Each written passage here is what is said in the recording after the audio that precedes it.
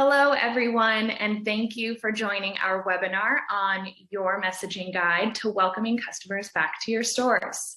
Today, we'll be discussing communication strategies to help you connect more effectively with your customers as markets reopen. I'm Allison Line with Persado, and today I'll be your moderator. All attendees will be in listen-only mode, so if you have any questions for our speakers, please submit them in the Zoom chat. We'll have a Q&A session at the end where we'll answer as many questions as we can. And if a fuller answer is required or if we run out of time, we'll be sure to answer your questions via email. And now I'd like to introduce our speakers for today. We have Vipul Vyas, SVP Vertical Strategy at Persado, and Lisa Spira, Head of Content Intelligence at Persado. We've got a jam-packed agenda for you today. First, we'll be starting with an economic point of view as consumer habits change, driving buying behavior. This includes how physical and digital experiences will be combined, what's up next for loyalty programs, and how to develop direct customer relationships. Then we'll go through language trends in retail to watch. Finally, we'll wrap up with a Q&A session where we'll answer as many questions as we can. And now I will turn it over to Vipul to kick things off. Great, thanks, Sally. So really what this is about in the end is how do we bring back consumers into a post-pandemic world? And how has the past year of habituation to a pandemic environment, how is that going to be resilient or morph and modify to fit this new post-pandemic reality? Is it really a repeat of the pre-pandemic world? And I don't think so. And that's really what we're going to discuss today, is how the new post-pandemic environment is going to have some carryover of habits and routines that really evolved in the pandemic era. So with that, we can kind of get into some more details as to how Persado will play a role in our perspective on what will happen. First of all, just to ground everyone on Persado itself, for those of you who may not be familiar, Persado really optimizes language to get the desired behavior from the recipient that we're really hoping to get in terms of converting from a sales perspective or converting from a behavioral perspective in general. So whether that means more acquisitions or changes in other types of behavior, that's really what we're focused on. And we do this by breaking down messaging into its constituent components. As you can see at the bottom of the screen there, those components include narrative, emotion, the description, the call to action, the formatting of the message, and positioning, and really use those components in different ways to optimize how that message lands with the recipient and drives conversion. And on average, we improve conversion by optimizing that message by about 41%. So really what we're going to talk about today is the ways in which behavior is going to change and how that language and messaging can have an impact. So let's talk about what this means. From a macroeconomic perspective, our sense is that as states in the US reopen, there's going to be a surge of activity in the physical space. People are going to come back to stores. Now, this is going to not be uniform across the country. There are some states that have been largely open throughout the pandemic. There are some states that have been gradually opening through the course of the past several months. And then some states that will have sort of an abrupt opening. An example would be California on the latter side in terms of an abrupt opening. I think that's targeted for June 15th. States like Florida have been largely open for the past several months. And so you're going to see different types of behavior depending on the context. But in general, what we're going to see is in states with an abrupt re-entry, a peak in foot traffic. And really our recommendation is to leverage that in-store foot traffic to do things differently this time, in the sense of capturing more communication assets, using the physical location to capture email information, mobile if possible, and associated consent, because that will allow retailers and other types of enterprises to develop and maintain a digital relationship. So with that, we can move to the next slide, sorry. And I think one of the key things that we'll see is that a lot of the behaviors that were adopted during the pandemic will continue. And as many people have said and commented, that the pandemic simply accelerated digital adoption. And that digital adoption really was modified because people who may not have been exposed to certain digital vehicles, digital ways to engage with enterprises, now were forced to become aware of them. And awareness is the first step in any kind of habituation cycle. So when in the past there was no real impetus for certain segments of the consumer base to bother to discover digital ways to interact, now through the pandemic there were, and they were exposed to them. You know, the biggest example people have in their personal lives is telehealth.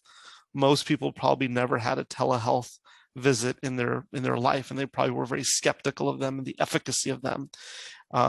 And the telehealth visit now is something that people are very comfortable with because they've experienced it. They see it's not scary, it's very easy to do, and for certain things, it's really effective. Similarly, other ways of mechanisms for digital engagement will also be having more durable adoption simply because people are now aware of them, use them, so that sort of scary factors removed, they potentially become a bit habituated. Another classic example of this that you can often refer to is kiosks in airports. When people may not remember this, there was a lot of hesitancy to use automated ticketing kiosks in the airport environment.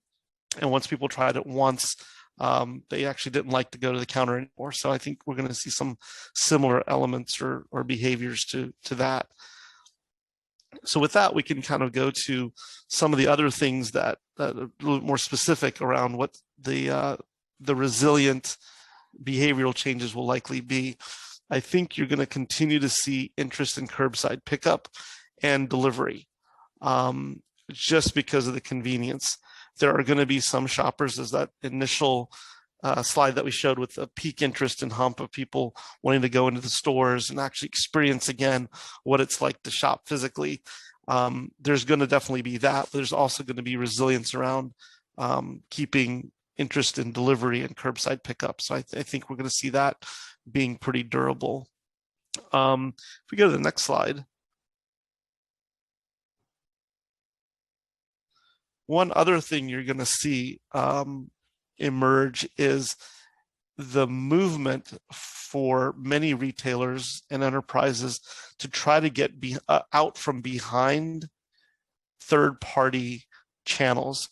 So for example, grocers who didn't really see a huge hit when it came to in-store shopping in terms of foot traffic, they're still aspiring to, most of them, increasing the amount of digital sales that they go through.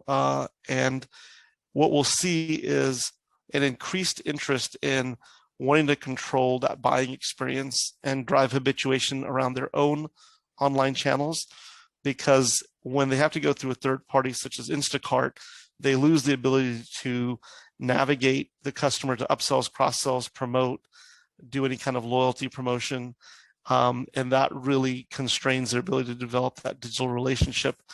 It also reduces the potential share of wallet they can get, because these third parties obviously take a decent amount in terms of fees. And so that's money that's no longer available to the retailer. So I think that's going to be pretty interesting in terms of that transition.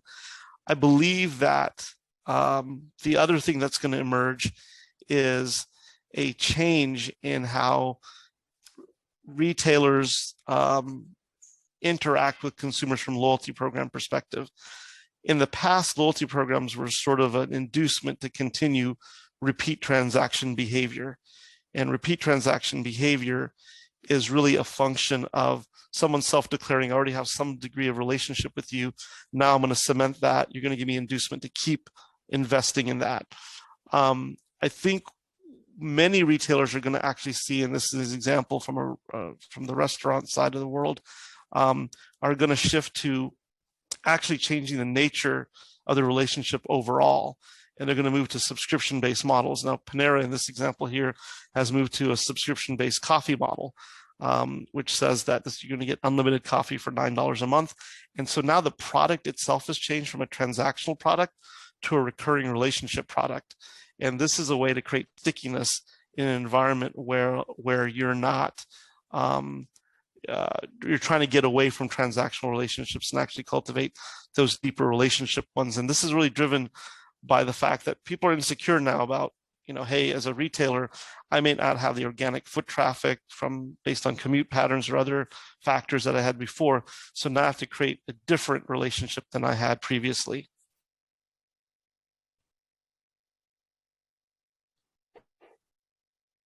Great. And I think the other big change is going to be the integration between physical and digital environments. The example here is from CVS. They've introduced the Minute Clinic, which is a place where you can get primary care, along with something they call the Health Hub, where you can get basic services such as blood pressure checks, glucose checks, things of that nature. So retailers are giving new reasons for consumers to come into the store beyond just shopping and taking things off the shelf. So this actually creates a scenario where you have an experience or real service that augments the transactional retail element.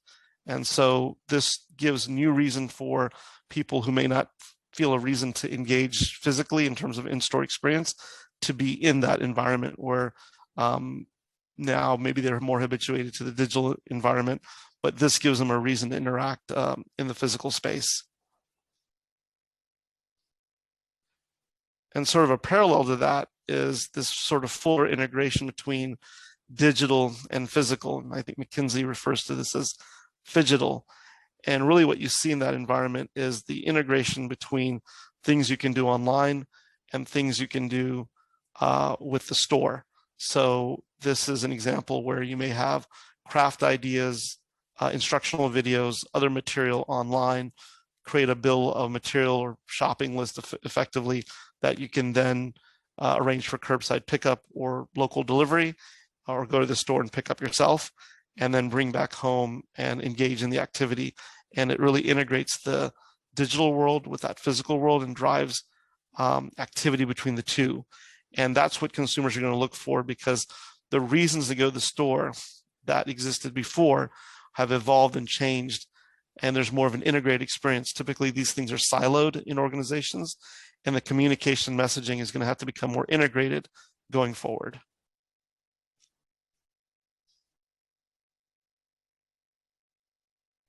And I think there's some other trends to make sure to not lose focus of, and that is people don't seem to worry about having to have a physical presence as a sign of either enterprise maturity or security. So what you're seeing more is the rise of fintech services with no physical locations. That's been going on for some time, but really accelerated with the pandemic, because the relevance of physical locations became much less important.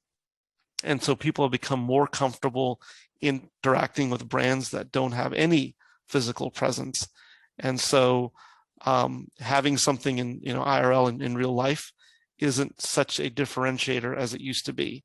And so the threat to retailers, banks in this case, from non-physical store competitors is going to just be that much further accelerated. And finally, one of the things that you can also see is that a couple of things in travel. First is that people will start doing things with travel that are novel. I mean, these are trends that were emerging before, but really got accelerated. And the acceleration is around workcation as a concept is one thing. And then more generally, the travel or business travel in general is going to see a bit of a drop off. You're going to see a surge, kind of like you saw or we described with regard to retail foot traffic. But what we anticipate will happen is more of a people getting back on the road, a surge in wanting to get back in front of customers because you don't want to lose out to the competition because you simply weren't in front of the customer. So people will react to that. They will be out on the road and in front of clients much more in the early part of the opening up of the economy. But then meetings that were subsequent where people felt they had to be face-to-face, the ongoing relationship will require fewer personal interactions. And so you're going to see a drop off in that regard. And so business travel will peak, and then the frequency of business travel is likely to be less so than it was in the past because those subsequent meetings don't always necessarily have to be in person.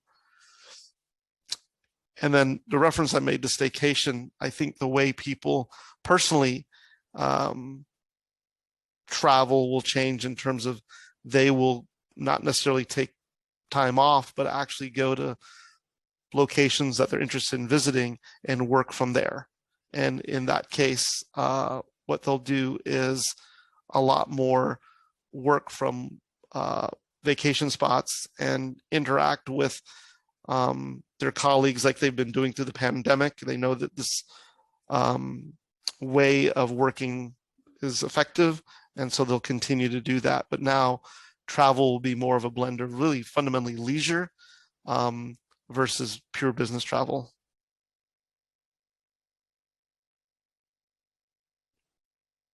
And with that, I'll let Lisa take it into the crux of the details around how we can change our messaging as the economy opens up. Thanks, Vipul. Great. So I think it would be great to look at some of the trends in language that you can use today as you start to think about your messaging in this changed world where you now have the combination of physical stores or branches and also the digital persists. So if we go to the next slide, the first thing to think about is that in a way, this feels like uncharted territory. Now that we have this hybrid landscape, we don't have any way to do this messaging. But I think that we actually have a lot of different insights that we can draw on. And the first is messaging around reintroducing. Many of you have sent campaigns around reintroducing a favorite product or a service or some other element of your business. Reintroducing a new way to shop is really the same thing. And we also have campaigns around new arrivals, new features. And so what type of language have we seen over time having the most impact in new and in reintroducing? That's attention language. Attention is the type of language that really helps consumers see messages. You might send something along the lines of store reopening announcement or friendly reminder, our stores are open. These are messages that are meant to catch someone's eye and let them know that something is back or something new is here. And I think as things shift, attention language is going to be key for you in communicating this shift to your customers. On the next slide, we'll see an example of this. And this is from 2020. This is a major European supermarket that we work with who had a home delivery service before the pandemic. And they needed to reintroduce this home delivery service during the pandemic because their customers weren't really aware of it. So the message that worked best in this case, after much experimentation, was special message. We're bringing your order to you securely. This special message intro is the way that they were able to capture awareness and let people know that that they're reintroducing something that they've had that's going to be really pertinent today. Let's move to the next trend. So the next trend is about the facts. It's about having clear, descriptive, informative messaging. In times of change, one of the best things that you can do with a message is extreme clarity, because customers are likely to be confused about what's available to them today. And some of them may feel really uncomfortable about changing their habits again. They may be unsure whether they want to go back to stores, whether they feel safe doing it, or whether they actually like things the way that they've been for the past year. So the best thing to do here is really give them clear instructions about what's available to them. What are the store hours? If you have policies that have changed, or if you have policies that are different in different locations, make sure that those things are very clear. Anything that services that are still available, services that are going away, services that are changing. These are the types of things that consumers can spend a lot of time trying to suss out for themselves. And if you can give them that clarity of what's happening, it'll really show that your brand is thinking ahead, and it'll make customers feel comfortable and confident and reassured by your brand, and that this is a brand that they want to shop with, whether that be online or in store. In this next example, we have a luxury fashion retailer doing a promotional campaign, something that this retailer does all the time. And they're using emotional language here, like we're serious. And all of the changes that they made in this message helped it get this 43% engagement lift. But one thing that contributed a lot was this parenthetical, shop online or in store now. This thing here in the middle, this phrase, this is great because it clarifies for people immediately, shop online or in store. This is going to happen in both places. Both of these are still open. And furthermore, with the parentheses, they're really calling attention to it visually. We see a lot that visual modifications to language are really good for factual language, whether that's parentheses or that's a bulleted list, that's an underline. It draws people's attention to it. It breaks it away from the rest of the message and helps further clarify this. And so in this particular campaign, that worked really well. The next trend here is emotion. Emotion has been the bread and butter of Persado for a very long time. Early on, we were seeing that if you could build an emotional connection with your customers, they would respond. So when trying to determine which emotions we would recommend for today and for this environment, we looked at campaigns around upcoming events. And what we've seen rise to the top for upcoming event campaigns is two emotions, achievement and gratitude. And the reason I wanted to think about upcoming events is while we can think about store reopenings as introducing a new service, we can also think of it as an event, as something to get excited about and celebrate, as something you're inviting your customers back to. Achievement works really well here, telling people that you're rewarding them after this year with coming back in stores, that they've earned this. They've unlocked this. This is a great feeling for customers and something that will really help your brand continue to connect with customers, as opposed to, say, moving to those intermediaries that Vipul talked about. Another emotion that has worked well throughout the whole year and works well now is gratitude. And you can see that both achievement and gratitude on the slide here. Gratitude is great because it's a way to thank your customers. Thank you for sticking with us. We invite you back into stores. We really appreciate everything you've gone through this year. Let's go back into stores. It's a great framing. And so we're starting to see in the campaigns that we're running, achievement and gratitude rise to the top for many of our customers. Moving ahead to the next trend here, I wanted to talk a little bit about channel-specific communications, because as we've talked about through the first half of this webinar, we're going to be seeing the digital, seeing the combination of the in-store physical environment and the digital channels. And so one thing to keep in mind is that the emotions that resonate and the types of language that resonate in one channel may not be the same as the other channel. Also, you're going to be doing a lot of cross-channel campaigns as you figure out where your customers are now and what's the best way to reach them. which can be challenging because it may be different teams who are working on different types of communications. And you can certainly send the same message, tell the same story across different channels and in different ways. One thing that I've noticed, and we can go to the next slide to see this, is that for mobile app communications, for retail and e-commerce customers over the last year, exclusivity has really worked well. Messages around you're invited to something or you're getting access.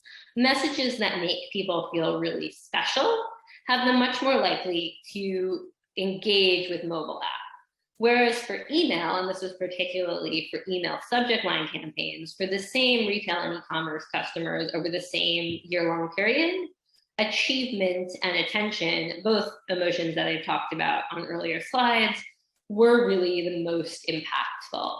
So sometimes you can be sending, the same campaign, whether it's about coming back to stores or whether it's about a new product or a holiday or whichever types of campaigns your brand is sending, and you'll want to vary them for the different channels. And you may be seeing a shift in what channels different consumers are responding to best, and that will necessitate a change in the emotions that your brand uses and the other types of language that you choose to use. Which really leads on to my last point, which is be prepared to change. And when you're prepared to change, that means be prepared to test. I think that over the course of the last year, of course, we've all experienced a lot of change, and that's going to continue as our consumers try to figure out for themselves what their shopping behaviors are going to be moving forward. And that means that the language will have to change too. Language changes with the times. And so you're going to need to continually test and learn what language works best for you. I'll close out with an example on the next slide. And this is actually an example from the pandemic times where a national retailer launched curbside pickup. And this was a new service. And when they first launched curbside pickup, just the name of the service in the headline and the fact that it was new drove a lot of engagement. People were looking for these types of things. People were trying to figure out how they were going to shop here. And the name of the service was incredibly impactful. They continued to run this service over the course of a year, and they continued to market it. And the story around it shifted. The story that resonated with customers shifted. So that a couple months later, they were talking more about safety. Get the supplies you need safely was the headline, and reassuring their customers. There was no need to directly say curbside pickup as the headline. Instead, the idea of safety was the most impactful factor in this messaging. And we're expecting to see exactly the same thing as we move forward. The story that you choose to tell around new services will change, and continuing to test will be the most important thing that you can do moving forward into this new digital world.